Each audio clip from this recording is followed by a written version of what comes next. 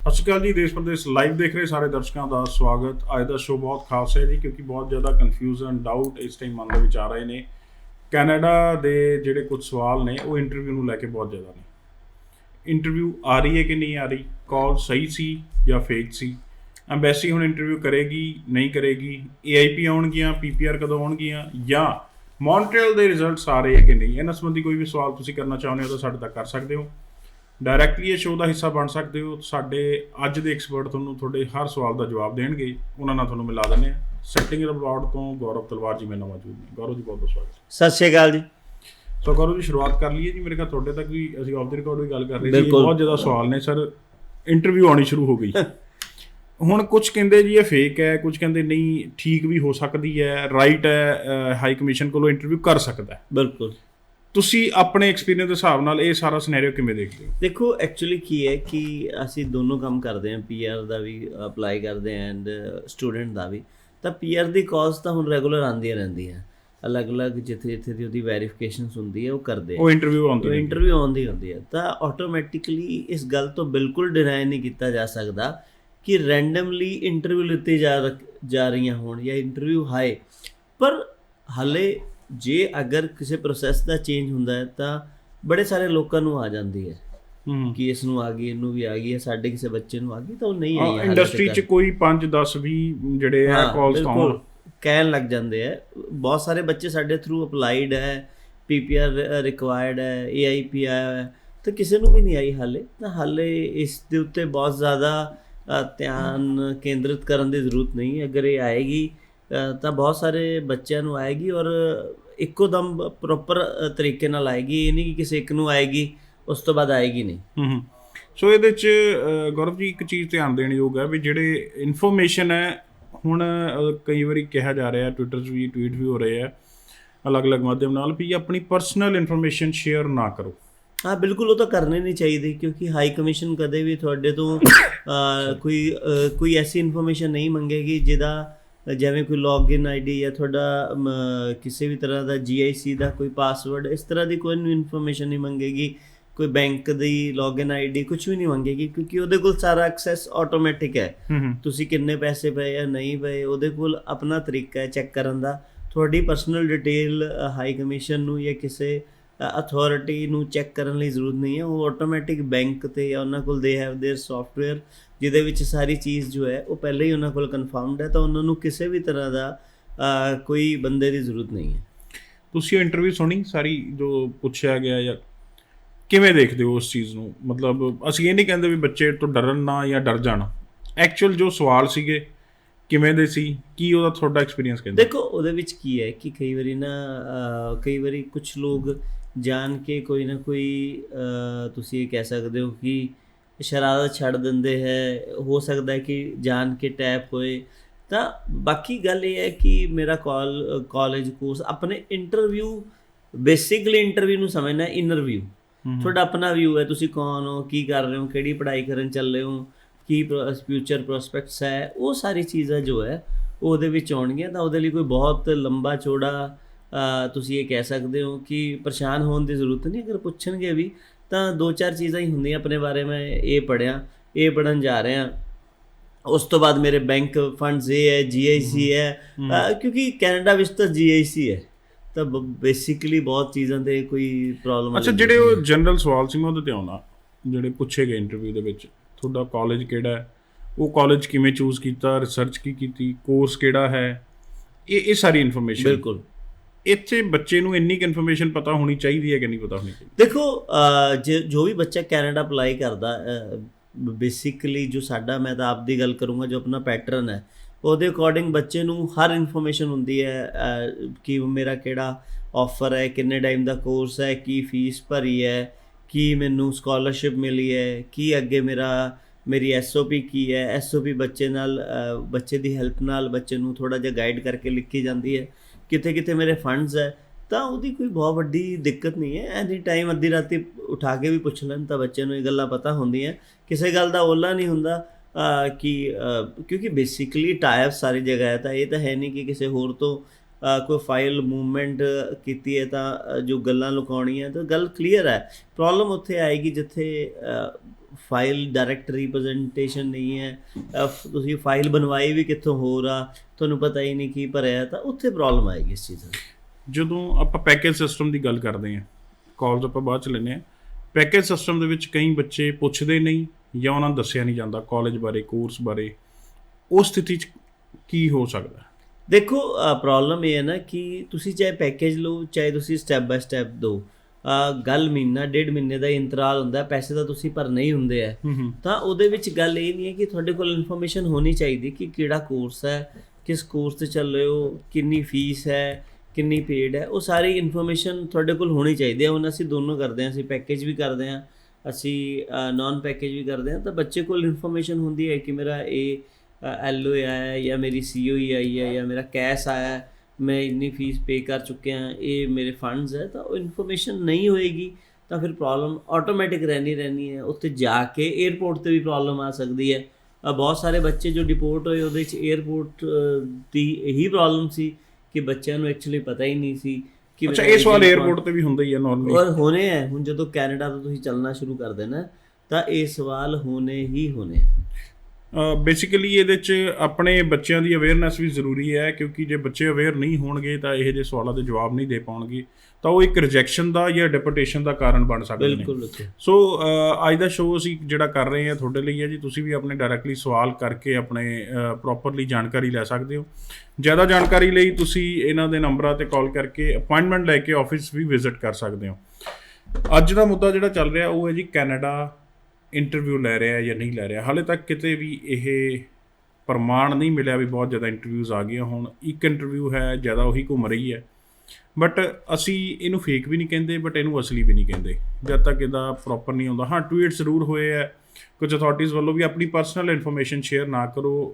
ਜਿਹੜੇ ਫੋਨ ਕਾਲਸ ਨੇ ਉਹ ਗਲਤ ਵੀ ਹੋ ਸਕਦੀਆਂ ਨੇ, ਹੋ ਵੀ ਰਹੀਆਂ ਨੇ, ਸੋ ਪਰਸਨਲ ਇਨਫੋਰਮੇਸ਼ਨ ਨਾ ਸ਼ੇਅਰ ਕਰੋ, ਬਟ ਅਵੇਅਰ ਜ਼ਰੂਰ ਹੋਵੋ। ਸਾਡਾ ਹੱਕ ਇਹੀ ਹੈ, ਅਵੇਅਰ ਹੋਣਾ ਚਾਹੀਦਾ। ਤੁਹਾਨੂੰ ਮੰਨਦੇ ਹੋ ਗੌਰਵ ਜੀ, ਅਵੇਅਰਨੈਸ ਇੱਕ ਅਲੱਗ ਚੀਜ਼ ਹੈ। ਦੇਖੋ ਉਹਦੇ ਵਿੱਚ ਗੱਲ ਇਹ ਹੈ ਨਾ ਕਿ ਕੱਲ੍ਹ ਨੂੰ ਤੁਹਾਨੂੰ ਅਗਲਾ ਕਾਲ ਕਰਕੇ ਕਵੇ ਕਿ ਜੀ ਇਹ ਦੱਸੋ ਤੁਹਾਡੀ, ਅਸੀਂ ਇੱਕ OTP ਭੇਜ ਰਹੇ ਹਾਂ, ਤੁਹਾਡਾ ਇਹ ਚੈੱਕ ਕਰਨਾ ਹੈ, ਤਾਂ ਉਸ ਚੀਜ਼ਾਂ ਤੋਂ ਅਵੇਅਰਨੈਸ ਬੜੀ ਜ਼ਰੂਰੀ ਹੈ। ਕਿਸੇ ਪਲੱਸ ਆਪਣੇ ਕਾਲਜ ਕੋਰਸ ਬਾਰੇ ਬਿਲਕੁਲ ਕੋਈ ਤੁਹਾਨੂੰ ਕਿਸੇ ਵੀ ਤਰ੍ਹਾਂ ਦਾ ਕੋਈ ਪਰਸਨਲ ਇਨਫੋਰਮੇਸ਼ਨ ਨਹੀਂ ਪੁੱਛੀ ਜਾਏਗੀ।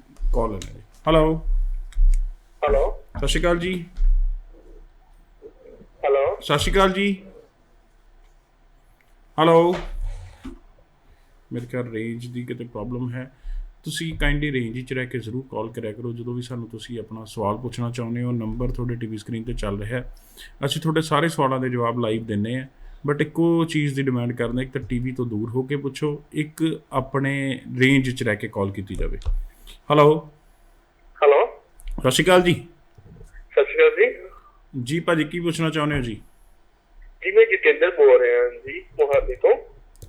ਜੀ ਜਤਿੰਦਰ ਜੀ। ਜੀ ਮੈਂ ਆਪਣੀ ਵਾਈਫ ਦੇ ਕੇਸ ਡਿਸਕਸ ਕਰਨਾ ਚਾਹੁੰਦਾ ਜੀ ਤੁਹਾਡੇ ਨਾਲ। ਜੀ ਪਲੀਜ਼। ਹਾਂਜੀ ਸਰ, ਉਹਨਾਂ ਨੇ ਬੈਚਲਰ ਕੀਤੀ ਹੋਈ ਹੈ। BA? ਹਾਂਜੀ, ਸਿੰਪਲ BA ਕੀਤਾ ਜੀ? ਜੀ ਨਹੀਂ, ਸਿਰਫ BCom ਕੀਤੀ ਹੈ। BCom ਕੀਤੀ, ਓਕੇ ਜੀ। ਹਾਂਜੀ, ਉਸ ਤੋਂ ਬਾਅਦ ਸਰ ਉਹ ਕੰਪਨੀ 'ਚ ਐਜ਼ ਅ ਅਕਾਊਂਟੈਂਟ ਜੋਬ ਕਰਦੇ ਪਏ ਆ। ਤੇ ਸਰ ਇੱਕ ਵਾਰੀ ਪਹਿਲਾਂ ਨਾ ਸਾਡਾ ਰਿਫਿਊਜ਼ ਹੋ ਚੁੱਕਿਆ ਕੇਸ USA ਤੋਂ। ਹਾਂਜੀ, ਤੇ ਬਸ ਸਾਨੂੰ ਇਹ ਪ੍ਰੈਫਰੈਂਸ ਹੈ ਕਿ ਸਾਡਾ ਸਪਾਊਸ ਦਾ ਦੋਨਾਂ ਦਾ ਹੋ ਜਾਏ। ਨਹੀਂ, ਹੁਣ ਕਿਹੜੀ ਕੰਟਰੀ ਸਾਡੇ ਵਾਸਤੇ ਸੁਟੇਬਲ ਹੈ? IELTS ਕਿੰਨਾ ਜੀ? ਜੀ 6.5, ਨੋ ਲੈਸ ਦੈਨ 5.5। ਸਿਰਫ ਲਿਸਨਿੰਗ ਦੇ ਵਿੱਚ 5.5 ਰਹਿ ਗਏ ਉਹਨਾਂ ਦੇ। ਤੇ BCom ਕਿਹੜੇ ਸਾਲ 'ਚ ਹੈ? BCom 2017 ਦੇ ਵਿੱਚ। 17 ਕਿੰਨੇ % ਨਾਲ? 91% ਆਏ ਸੀ ਉਹਨਾਂ ਦੇ।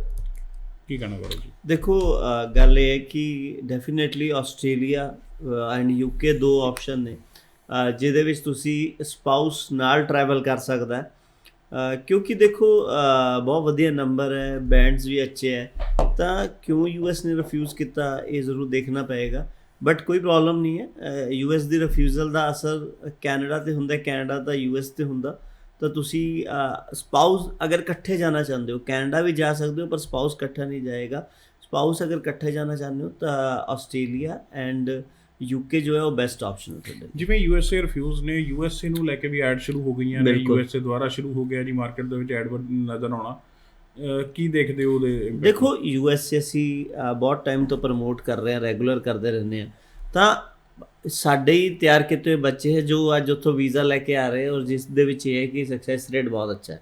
ਉਹਦੀ ਗੱਲ ਇਹ ਹੈ ਕਿ ਲੈਟ ਸਪੋਜ਼ ਸੋਮਵਾਰ ਦਾ ਦਿਨ ਅੰਬੈਸੀ ਕਹਿ ਦੇ ਕਿ ਅੱਜ ਜੋ ਵੀ ਸਾਡੇ ਕੋਲ ਆਏਗਾ ਸਭ ਨੂੰ ਵੀਜ਼ਾ ਮਿਲੇਗਾ, ਬਟ ਤੁਸੀਂ ਜਾਓਗੇ ਕਿਵੇਂ ਜੇ ਤੁਸੀਂ ਅਪਲਾਈ ਨਹੀਂ ਕੀਤਾ, ਤੁਹਾਡੇ ਕੋਲ I-20 ਨਹੀਂ ਹੈ, ਤਾਂ ਆਟੋਮੈਟਿਕਲੀ ਉਹ ਬੱਚੇ ਇਸ ਬੈਨੀਫਿਟ ਨਹੀਂ ਉਠਾ ਪਾਉਣਗੇ ਜਿਨ੍ਹਾਂ ਨੇ ਅਪਲਾਈ ਨਹੀਂ ਕੀਤਾ, ਔਰ ਜੋ ਹਾਲੇ ਵੀ ਸੋਚ ਰਹੇ ਕਿ ਟਰੈਵਲ ਸ਼ੁਰੂ ਹੋਏਗਾ, ਕਿਉਂਕਿ ਬੜੀ ਸਾਰੀ ਇਨਫੋਰਮੇਸ਼ਨ ਟਰੈਵਲ ਨਾ ਸ਼ੁਰੂ ਹੋਣ ਨੂੰ ਲੈ ਕੇ ਵੀ ਹੁੰਦੀ ਹੈ।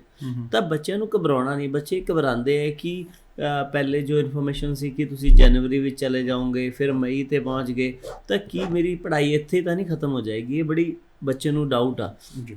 ਤਾਂ ਕੋਈ ਪ੍ਰੋਬਲਮ ਨਹੀਂ ਹੈ, ਟਰੈਵਲ ਬਹੁਤ ਜਲਦੀ ਸ਼ੁਰੂ ਹੋ ਜਾਏਗਾ ਕਿਉਂਕਿ PPRs ਆ ਰਹੀ ਹੈ, ਤੁਹਾਨੂੰ ਰਿਕੁਐਸਟ ਆ ਰਹੀ ਹੈ। ਕਾਲ ਲੈਣੇ ਜੀ। ਹੈਲੋ ਹਾਂਜੀ ਸਰ। ਸਤਿ ਸ਼੍ਰੀ ਅਕਾਲ ਮੈਮ। ਤੇ ਮੈਂ ਰਮਨ ਗੱਲ ਕਰ ਰਹੀ ਹਾਂ ਸਰ ਤੋਂ। ਜੀ ਰਮਨ ਜੀ। ਆਪਣੇ ਪ੍ਰੋਫਾਈਲ ਵਾਸਤੇ ਪੁੱਛਣਾ ਸੀਗਾ। ਹਾਂਜੀ ਮੈਮ ਪੁੱਛੋ ਜੀ। ਸਰ ਮੈਂ +2 ਕੀਤੀ ਹੈ 2019 ਚ। 60% ਨਾਲ ਕੀਤੀ ਹੈ ਨਾਨ ਮੈਡੀਕਲ ਨਾਲ। ਓਕੇ ਜੀ। ਤੇ ਆਈਐਸਪੀ ਕੀਤੀ ਹੈ ਮੈਂ, ਮੇਰੇ ਆਈਐਸਪੀ ਚ ਰੈਗੂਲਰ 6 ਤੋਂ 2 ਤੇ ਪਹੁੰਚ ਗਿਆ। 2 ਤੋਂ 5.5 ਓਕੇ ਜੀ। ਤੇ ਮੈਂ ਪੁੱਛਣਾ ਸੀ ਮੇਰਾ ਆਸਟ੍ਰੇਲੀਆ ਦਾ ਹੋ ਗਿਆ ਨਾ? ਆਸਟ੍ਰੇਲੀਆ ਬਿਲਕੁਲ, ਤੁਸੀਂ ਨਾਨ ਮੈਡੀਕਲ ਤੋਂ ਆਸਟ੍ਰੇਲੀਆ ਤੁਸੀਂ ਯੂਨੀਵਰਸਿਟੀ ਲੈਵਲ 1 ਦਾ ਕਾਲਜ ਦੋਨੋਂ ਤਿੰਨੋਂ ਆਪਸ਼ਨ ਜੋ ਹੈ ਅਡਾਪਟ ਕਰ ਸਕਦੇ ਹੋ, ਡਿਗਰੀ ਪ੍ਰੋਗਰਾਮ ਲੈ ਸਕਦੇ ਹੋ, ਜਿਹਦੇ ਵਿੱਚ ਇਸ ਸਮੇਂ ਬਹੁਤ ਜ਼ਿਆਦਾ ਬ੍ਰਾਈਟ ਚਾਂਸਿਸ ਹੈ for Australia to give visa. ਤਾਂ ਡੈਫੀਨੇਟਲੀ ਹੁਣ ਇਸ ਸਮੇਂ ਅਗਰ ਤੁਸੀਂ 2018 ਪਾਸ ਆਊਟ ਹੋ, 19 ਪਾਸ ਆਊਟ ਹੋ, ਔਰ ਜਾਂ ਗ੍ਰੈਜੂਏਟ ਹੋ ਔਰ 6 ਹੈ ਔਰ 2 ਵੀ 5.5 ਹੈ, और घबरा रहे हो कि कनाडा वीज़ा दोगे या नहीं दोगे, तो ऑस्ट्रेलिया वीज़ा दे रहे हैं। तो राइट टाइम पे राइट डेस्टिनेशन चूज़ करना भी जो है बहुत ज़रूरी है। तो इस समय अगर थोड़ी इस प्रोफाइल है और थानू डाउटफुल है, then you go for Australia which visa success rate बहुत वधिया है, और within 7 days to 20 days ਦੇ ਵਿੱਚ ਵੀਜ਼ਾ ਜੋ ਹੈ ਵੀਜ਼ਾ ਅਪਰੂਵਲ ਜੋ ਹੈ ਰਿਸੀਵ ਹੋ ਰਹੀ ਹੈ ਜੀ। ਕਾਲ ਲੈਣੇ। ਹੈਲੋ ਮੇਰੇ ਕੋਲ ਰੇਂਜ ਦੀ ਪ੍ਰੋਬਲਮ ਹੈ ਜੀ, ਰੇਂਜ 'ਚ ਰਹਿ ਕੇ ਪਲੀਜ਼ ਕਾਲ ਕਰਿਓ। ਅੱਛਾ ਭਾਜੀ, UK ਨੂੰ ਲੈ ਕੇ ਵੀ ਥੋੜਾ ਮੈਂ ਚਾਹੂੰਗਾ ਜ਼ਰੂਰ ਚਾਨਣਾ ਪਾ ਦਿਓ, ਕੀ ਪ੍ਰੈਜ਼ੈਂਟ ਸਿਨੈਰੀਓ ਹੈ? ਦੇਖੋ UK ਨੂੰ ਲੈ ਕੇ ਵੈਸੇ ਤਾਂ UK ਆਸਟ੍ਰੇਲੀਆ ਇਹਦੀ ਐਡ ਨਹੀਂ ਦਿਖਦੀ ਕਿੱਥੇ ਵੀ, ਕਿਸੇ ਟਾਈਮ ਹਰ ਦੂਜੀ add UK the C, but UK ਅੱਜ ਵੀ ਵੀਜ਼ਾ ਦੇ ਰਿਹਾ। UK ਵਿੱਚ ਤੁਸੀਂ ਟਰੈਵਲ ਕਰ ਸਕਦੇ ਹੋ। ਹਾਂ, ਇੱਕ ਜੋ ਬਹੁਤ ਜ਼ਿਆਦਾ ਤੁਸੀਂ ਇਹ ਕਹਿ ਸਕਦੇ ਹੋ ਹਰ ਦੁਕਾਨ 'ਤੇ UK ਸੀਗਾ, ਹਰ ਬੰਦਾ ਕਹਿ ਰਿਹਾ ਸੀ ਮੈਂ UK ਭੇਜ ਦੇਣਾ, ਉਹ ਬੰਦ ਹੋ ਗਿਆ ਹੈ ਕਿਉਂਕਿ UK ਸਿਰਫ ਡਾਇਰੈਕਟ ਆਏ ਆਪਸ ਨੌਲੇਜ ਜਿਨ੍ਹਾਂ ਕੋਲ ਪ੍ਰੋਪਰ ਯੂਨੀਵਰਸਿਟੀਜ਼ ਹੈਗੀਆਂ ਉਹੀ ਪ੍ਰਮੋਟ ਕਰ ਪਾ ਰਹੇ ਹੈ। ਤਾਂ UK ਅਸੀਂ ਅੱਜ ਵੀ ਜੋ ਹੈ ਉਹ ਬੱਚਿਆਂ ਨੂੰ ਭੇਜ ਰਹੇ ਹਾਂ। ਨੈਕਸਟ ਇਨਟੇਕ ਦੀ ਪ੍ਰੈਪਰੇਸ਼ਨ ਚੱਲ ਰਹੀ ਹੈ, ਪਲੱਸ ਡੇਲੀ ਜੋ ਵੀਜ਼ਾਜ਼ ਅਪਰੂਵਲ UK ਦਾ ਅੱਜ ਵੀ ਬਹੁਤ ਵਧੀਆ ਹੈ, ਕਿਉਂਕਿ ਅਗਰ ਫੰਡਸ ਜੈਨੂਅਨ ਹੈ, ਤੁਹਾਡੀ ਡਾਕੂਮੈਂਟਸ ਜੈਨੂਅਨ ਹੈ, ਤਾਂ UK ਦੇ ਵੀਜ਼ਾ ਆਉਣਾ ਹੀ ਆਉਣਾ, ਕੋਈ ਪ੍ਰੋਬਲਮ ਨਹੀਂ ਹੈ। ਵਿਦਆਊਟ ਆਇਲਸ ਨੂੰ ਲੈ ਕੇ ਜਾਂ ਸਪਾਊਸ ਨੂੰ ਲੈ ਕੇ ਵੀ ਕੋਈ ਪ੍ਰੋਬਲਮ ਨਹੀਂ ਹੈ। ਵਿਦਆਊਟ ਆਇਲਸ ਇਹ ਵਿਦਆਊਟ ਕਮਿਊਨੀਕੇਸ਼ਨ ਨਹੀਂ ਤੁਸੀਂ ਜਾ ਸਕਦੇ। ਆਇਲਸ ਕੀਤਾ ਨਹੀਂ ਕੀਤਾ, ਹੁਣ ਇੱਥੇ ਬਹੁਤ ਵੱਡਾ ਮੈਂ ਬਾਰ-ਬਾਰ ਸਮਝਾ ਰਿਹਾ 5.5 ਵਾਲਾ ਨਹੀਂ ਲਾ ਦੇਣਾ, ਜੇ 5.5 ਵਾਲਾ ਲਾ ਦੋਗੇ ਤਾਂ ਫਿਰ ਇੰਟਰਵਿਊ ਹੋਰ ਸਖਤ ਹੋ ਜੂਗੀ। ਤਾਂ ਇਹ ਦੇਖਣਾ ਹੈ ਕਿ ਤੁਹਾਡੀ ਕੁਆਲੀਫਿਕੇਸ਼ਨ ਕੀ ਹੈ ਔਰ ਆਇਲਸ ਕਿੰਨਾ ਹੈ, ਪ੍ਰੈਜੈਂਟੇਸ਼ਨ ਆਫ ਪ੍ਰੋਫਾਈਲ ਜਿਹੜੀ ਉਹ ਡਿਪੈਂਡ ਕਰੇਗੀ, ਬਹੁਤ ਜ਼ਿਆਦਾ ਜ਼ਰੂਰੀ ਹੈ। ਹੈਲੋ ਹਾਂਜੀ, ਸਤਿ ਸ਼੍ਰੀ ਅਕਾਲ ਜੀ। ਸਤਿ ਸ਼੍ਰੀ ਅਕਾਲ ਜੀ ਸਰ, ਮੇਰੀ ਗੱਲ ਲਾਈਵ ਸ਼ੋ ਹੋ ਰਹੀ ਹੈ ਨਾ? ਜੀ ਪੁੱਛੋ ਸਰ, ਕੀ ਪੁੱਛਣਾ ਚਾਹੁੰਦੇ ਹੋ? ਸਰ ਮੈਂ ਆਪਣੀ ਨਾ ਮਿਸਿਸ ਦੇ ਕੇਸ ਬਾਰੇ ਪੁੱਛਣਾ ਚਾਹੁੰਦਾ, ਆਸਟ੍ਰੇਲੀਆ ਸਪਾਊਸ ਵੀਜ਼ਾ ਦੇ ਬਾਰੇ। ਜੀ ਸਰ ਉਹਨਾਂ ਨੇ ਨਾ ਬੀਕੌਮ ਕੀਤੀ ਹੋਈ ਹੈ ਜੀ 2019 ਦੇ ਵਿੱਚ। ਓਕੇ ਜੀ। ਤੇ ਉਸ ਤੋਂ ਬਾਅਦ ਨਾ ਉਹਦੇ ਬੈਂਡ ਆਇਆ, ਹੁਣੇ ਰਿਜ਼ਲਟ ਆਇਆ ਪਰਸੋਂ ਜੀ, ਤੇ ਉਹਦੇ ਨਾਲ 1.5 ਤੇ 6 ਹੈ। ਤੇ ਸਰ ਮੇਰੀ ਵੀ ਗ੍ਰੈਜੂਏਸ਼ਨ ਹੈਗੀ ਹੈ, ਪਰ ਕਿਆ ਮੇਰਾ ਆਸਟ੍ਰੇਲੀਆ ਦੇ ਵਿੱਚ ਨਾਲ ਹੋ ਸਕਦਾ ਉਹਦੇ? ਕਿੰਨੇ ਪਰਸੈਂਟ ਨੇ ਜੀ ਉਹਨਾਂ ਦੇ 2019 ਜਿਹੜੀ ਗ੍ਰੈਜੂਏਸ਼ਨ ਕੀਤੀ, ਕਿੰਨੇ ਪਰਸੈਂਟ ਨੰਬਰ ਨੇ ਜੀ ਉਹਦੇ ਨੰਬਰ ਦੇ ਵਿੱਚ? ਨਾ ਬਲਕਿ 70 ਤੋਂ ਪਲੱਸ ਹੀ ਹੈ ਜੀ। 70+ ਹੈ। ਕੀ ਕਹਿਣਾ? ਹਾਂ ਬਿਲਕੁਲ ਕੋਈ ਪ੍ਰੋਬਲਮ ਨਹੀਂ ਹੈ। ਮੈਂ ਪਹਿਲੇ ਸਮਝਾ ਕੇ ਹਟਿਆ ਕਿ ਅਗਰ ਤੁਸੀਂ ਸਪਾਊਸ ਹੋ ਤਾਂ ਅੱਜ ਦੇ ਜੋ ਸਿਚੁਏਸ਼ਨਸ ਚੱਲ ਰਹੀਆਂ ਉਹਦੇ ਅੰਡਰ ਤੁਹਾਨੂੰ ਉਹੀ ਕੰਟਰੀ ਚੂਜ਼ ਕਰਨੀ ਚਾਹੀਦੀ ਹੈ, ਉਹੀ ਲੈਵਲ ਚੂਜ਼ ਕਰਨਾ ਚਾਹੀਦਾ ਹੈ ਕਿ ਤੁਸੀਂ ਇਕੱਠੇ ਟਰੈਵਲ ਕਰ ਪਾਓ। ਸੈਕਿੰਡ ਚੀਜ਼ ਇਹ ਹੈ ਕਿ ਬਿਲਕੁਲ ਸਹੀ ਪ੍ਰੋਫਾਈਲ ਹੈ, ਮਾਸਟਰ ਡਿਗਰੀ ਮਿਲੂਗੀ, ਮਾਸਟਰ ਡਿਗਰੀ ਲਈ ਅਪਲਾਈ ਕਰਨਗੇ, ਪਲੱਸ ਤੁਸੀਂ ਨਾਲ ਓਪਨ ਵਰਕ ਪਰਮਿਟ ਜਿਹਨੂੰ ਕਹਿੰਦੇ ਸਪਾਊਸ ਵੀਜ਼ਾ, ਡਿਪੈਂਡੈਂਟ ਕਈ ਨਾਮ ਲੈਂਦੇ ਇਹਦਾ, ਉਸ 'ਤੇ ਜਾ ਸਕਦੇ ਹੋ। ਤੁਹਾਡੇ ਕੋਲ ਫੁੱਲ ਵਰਕ ਰਾਈਟਸ ਹੋਣਗੇ, ਪਲੱਸ ਤੁਸੀਂ ਆਪਣੇ ਸਪਾਊਸ ਦੇ ਨਾਲ ਇਕੱਠੇ ਟਰੈਵਲ ਕਰ ਸਕਦੇ ਹੋ ਫॉर ਨੈਕਸਟ ਇਨਟੇਕ। ਬਟ 19 ਤੋਂ ਬਾਅਦ ਪਹਿਲੇ ਹੀ ਗੈਪ ਕ੍ਰੀਏਟ ਹੋ ਗਿਆ, ਤਾਂ ਹੁਣ ਸੈਪਟੈਂਬਰ ਤੱਕ ਦੀ ਵੇਟ ਨਹੀਂ ਕਰਨੀ ਕਿ ਸੈਪਟੈਂਬਰ ਤੱਕ ਅਪਲਾਈ ਕਰਾਂਗਾ ਦੈਨ ਗੈਪ ਹੋਰ ਜ਼ਿਆਦਾ ਹੋ ਜਾਊਗਾ। ਫਿਰ ਤੁਸੀਂ ਡਿਜ਼ਰਵ ਕਰਦੇ ਹੋਏ ਵੀ ਬਹੁਤ ਸਾਰੀ ਕੰਟਰੀਜ਼ ਦੇ ਵੀਜ਼ਾ ਸਿਲੈਕਸ਼ਨ ਪ੍ਰੋਸੈਸ ਤੋਂ ਬਾਹਰ ਹੋ ਜਾਓਗੇ, ਕਿਉਂਕਿ ਗੈਪ ਜੋ ਹੈ ਇੱਕ ਐਜਾ ਰੈੱਡ ਫਲੈਗ ਹੈ। ਅਗਰ ਉਹ ਅਰੇਂਜ ਹੋ ਜਾਂਦਾ ਤਾਂ ਫਿਰ ਡੈਫੀਨੇਟਲੀ ਜੋ ਵੀਜ਼ਾ ਅਫਸਰ ਹੈ ਤੁਹਾਨੂੰ ਰਿਫਿਊਜ਼ ਕਰ ਦਿੰਦਾ ਜੀ। ਸੋ ਕੋਈ ਵੀ ਮਨ ਦਾ ਵੀ ਸਵਾਲ ਆ ਰਿਹਾ ਜੀ, ਤੁਸੀਂ ਵੀ ਡਾਇਰੈਕਟਲੀ ਪੁੱਛ ਸਕਦੇ ਹੋ। ਕੁਝ ਸਟੂਡੈਂਟ ਮੈਂ ਇੱਥੇ ਤੁਹਾਨੂੰ ਬੁਲਾਉਣਾ ਚਾਹੁੰਦਾ ਜਿਹੜੇ ਆਲਰੇਡੀ ਇਹਨਾਂ ਤੋਂ ਸਰਵਿਸ ਲੈ ਚੁੱਕੇ ਨੇ, ਕਿਉਂਕਿ ਬਹੁਤ ਸਾਰੇ ਬੱਚਿਆਂ ਦੇ ਸਵਾਲ ਹੁੰਦੇ ਆ ਵੀ ਵੀਜ਼ੇ ਆ ਰਹੇ ਆ ਕਿ ਨਹੀਂ, ਕੰਪਨੀ ਦਾ ਸਕਸੈਸ ਕਿੱਦਾਂ ਦਾ ਹੈ, ਟੀਮ ਦੀ ਕਾਉਂਸਲਿੰਗ ਕਿੱਦਾਂ ਦੀ ਹੈ। ਆਓ ਬੱਚਿਆਂ ਨੂੰ ਮਿਲ ਕੇ ਜਾਣਦੇ ਹਾਂ। ਸਤਿ ਸ਼੍ਰੀ ਅਕਾਲ ਸਰ, ਮੇਰਾ ਨਾਮ ਹਰਮਨ ਸਿੰਘ ਆ, ਮੈਂ ਅਹਿਮਦਗੜ੍ਹ ਮੰਡੀ ਦਾ ਰਹਿਣ ਵਾਲਾ ਹਾਂ। ਲਾਸਟ ਈਅਰ ਮੇਰੀ ਵਾਈਫ ਨੇ ਵੀਜ਼ਾ ਗਾਰਡ ਕੀਤਾ ਸੀ, ਦੈਨ ਉਦੋਂ ਬਾਅਦ ਚੋਂ ਕੋਵਿਡ ਕਰਕੇ ਮੈਨੂੰ ਥੋੜ੍ਹੀ ਜਿਹੀ ਪ੍ਰੋਬਲਮ ਆਈ। ਉਸ ਤੋਂ ਬਾਅਦ ਮੈਂ ਟੀਵੀ ਤੇ ਸ਼ੋਅ ਚੱਲ ਰਿਹਾ ਸੀਗਾ ਸੈਟਲਿੰਗ ਅਬਰੋਡ ਦਾ, ਮੈਂ ਤਾਂ ਉਹ ਤੋਂ ਅਸਾ ਕੀਤਾ। ਦੈਨ ਉਦੋਂ ਬਾਅਦ 'ਚ ਮੇਰੀ ਗੱਲ ਅਮਨ ਸਰ ਨਾਲ ਹੋਈ, ਤੇ ਉਸ ਤੋਂ ਬਾਅਦ ਅਮਨ ਸਰ ਨੇ ਮੈਨੂੰ ਵਧੀਆ ਗਾਈਡ ਕੀਤਾ। ਉਸ ਤੋਂ ਬਾਅਦ ਇਹਨਾਂ ਦੀ ਪ੍ਰੋਸੈਸਿੰਗ ਹੋ ਗਿਆ, ਦੈਨ ਵਿਦਿਨ 1 ਮੰਥ ਦੇ ਵਿੱਚ ਮੇਰਾ ਵੀਜ਼ਾ ਆ ਗਿਆ। Then I am very happy, thank you Aman sir. My name is Lovepreet Kaur ਤੇ ਮੈਂ ਆਪਣੀ ਬੀਟੈਕ 2018 ਵਿੱਚ ਪਾਸ ਆਊਟ ਕੀਤੀ। ਉਸ ਤੋਂ ਬਾਅਦ ਮੈਂ ਆਇਲਸ ਕੀਤੀ, ਜਿਹਦੇ ਵਿੱਚੋਂ ਮੇਰੇ ਓਵਰਆਲ 6 ਤੇ ਇੱਕ ਮੋਡਿਊਲ ਵਿੱਚੋਂ 5.5 ਬੈਂਡ ਸੀ। ਉਸ ਤੋਂ ਬਾਅਦ ਮੈਂ ਕਿਸੇ ਹੋਰ ਏਜੰਟ ਕੋਲੋਂ ਫਾਈਲ ਅਪਲਾਈ ਕੀਤੀ, ਬਟ ਮੇਰਾ ਕੇਸ ਰਿਫਿਊਜ਼ ਹੋ ਗਿਆ। ਐਂਡ ਉਸ ਤੋਂ ਬਾਅਦ ਮੈਂ ਇੱਕ ਦਿਨ ਟੀਵੀ 'ਚ ਸੈਟਲਿੰਗ ਅਬਰੋਡ ਦੀ ਐਡ ਦੇਖੀ, ਤੇ ਉਸ ਤੋਂ ਬਾਅਦ ਮੈਂ ਇੱਥੇ ਵਿਜ਼ਿਟ ਕੀਤਾ ਤੇ ਪ੍ਰਿੰਕਾ ਮੈਮ ਨੇ ਮੈਨੂੰ ਬਹੁਤ ਵਧੀਆ ਗਾਈਡ ਕੀਤਾ, ਤੇ ਉਸ ਤੋਂ ਬਾਅਦ ਮੇਰਾ ਵੀਜ਼ਾ ਆ ਗਿਆ। ਮੇਰਾ ਨਾਮ ਰਜਨੀਸ਼ ਸ਼ਰਮਾ ਹੈ, ਮੈਂ ਹਿਮਾਚਲ ਦੀ ਉਹਨਾਂ ਦੀ ਰਹਿਣ ਵਾਲੀ ਹਾਂ। ਮੇਰੇ ਬੇਟੇ ਦੀ ਮੈਰਿਜ 2018 ਦੇ ਵਿੱਚ ਹੋਈ ਸੀ। ਮੇਰੀ ਬੇਟੀ ਬਹੁਤ ਦੀ ਇੱਛਾ ਸੀਗੀ ਕਿ ਮੈਂ ਯੂਕੇ ਦੇ ਵਿੱਚ ਸਟੱਡੀ ਕਰਨੀ ਹੈ ਤੇ ਉੱਥੇ ਸੈਟਲ ਹੋਣਾ ਹੈ, ਤੇ ਇਸੇ ਕਰਕੇ ਤੇ ਫਿਰ ਅਸੀਂ ਟੀਵੀ ਦੇ ਵਿੱਚ ਨਾ ਸੈਟਲਿੰਗ ਪ੍ਰੋਗਰਾਮ ਦੀ ਐਡ ਪੜ੍ਹੀ ਸੀ। ਅਸੀਂ ਫਿਰ ਆ ਕੇ ਇਹਨਾਂ ਨੂੰ ਮਿਲਣ ਤੋਂ ਬਾਅਦ ਕਾਫੀ ਅੱਛੀ ਤਰ੍ਹਾਂ ਨਾਲ ਸਾਨੂੰ ਗਾਈਡ ਕੀਤਾ, ਦੱਸਿਆ। ਫਿਰ ਉਸ ਤੋਂ ਬਾਅਦ ਅਸੀਂ ਇਹਨਾਂ ਨੂੰ ਜੋ ਇਹਨਾਂ ਨੇ ਡਾਕੂਮੈਂਟਸ ਮੰਗੇ, ਜਿਸ ਤਰ੍ਹਾਂ ਦੇ ਮੰਗੇ ਸੀ ਉਸ ਤਰ੍ਹਾਂ ਸਾਰੇ ਪੂਰੇ ਡਾਕੂਮੈਂਟ ਦੇ ਕੇ ਤੇ ਮੇਰੀ ਬੇਟੀ ਦਾ ਵੀਜ਼ਾ ਆ ਗਿਆ। ਤੇ ਵੀਜ਼ੇ ਤੋਂ ਬਾਅਦ ਮੇਰੇ ਬੇਟੇ ਦਾ ਰਹਿ ਗਿਆ ਸੀਗਾ, ਤੇ ਫਿਰ ਅੱਜ ਉਹਨਾਂ ਦੇ ਬੇਟੇ ਦਾ ਵੀ ਵੀਜ਼ਾ ਲੱਗ ਗਿਆ ਤੇ ਉਹ ਵੀ ਜਾ ਰਹੀ ਹੈ। ਮੈਂ ਬਹੁਤ ਖੁਸ਼ ਹਾਂ। ਸੋ ਇਹ ਸੀਗੇ ਜੀ ਕੋਈ ਸਟੂਡੈਂਟ ਜਿਨ੍ਹਾਂ ਨੇ ਆਪਣਾ ਐਕਸਪੀਰੀਅੰਸ ਸਾਂਝਾ ਕੀਤਾ। ਤੁਸੀਂ ਵੀ ਇਹਨਾਂ ਨੂੰ ਮਿਲਣਾ ਚਾਹੁੰਦੇ ਹੋ, ਇਹਨਾਂ ਦੇ ਆਫਿਸ ਵਿਜ਼ਿਟ ਕਰਨਾ ਚਾਹੁੰਦੇ ਹੋ, ਅਪਾਇੰਟਮੈਂਟ ਲੈ ਕੇ ਮਿਲਿਆ ਜਾ ਸਕਦਾ। ਨੈਕਸਟ ਕਾਲ ਲੈਣੇ ਆ ਜੀ।